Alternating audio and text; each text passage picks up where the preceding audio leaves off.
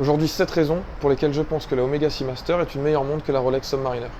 Déjà les points communs, on a deux montres de plongée étanches à 300 mètres, deux montres qui ont été portées par James Bond, les deux ont un micro-ajustement sur le fermoir, les deux ont un insert en céramique dans la lunette rotative. Mais quelles sont les différences qui font pencher la balance en faveur d'Omega?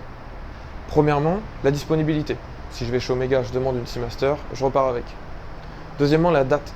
La date est beaucoup mieux intégrée sur la Seamaster, elle est à 6 heures, elle est de la même couleur que le cadran, alors que ce n'est pas le cas chez Rolex. Troisièmement, on a beaucoup plus d'options chez Omega que chez Rolex. Je peux avoir la Seamaster en noir, en bleu, en blanc. Si je préfère un côté vintage, je vais prendre la Seamaster 300 plutôt que la Seamaster 300M. Beaucoup plus d'options. Quatrième point, la valve hélium. On est d'accord que l'utilité de la valve hélium est toute relative, mais elle est présente sur la Seamaster, elle n'est pas présente sur la Submariner.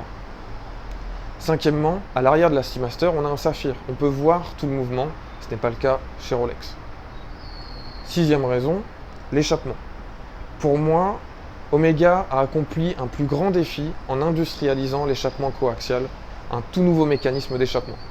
Rolex utilise l'échappement Chronergy, qui a juste changé la géométrie d'un échappement existant. En plus, Rolex a déposé un brevet en 2009 pour un échappement à impulsion directe. Il faudrait maintenant qu'il l'industrialise.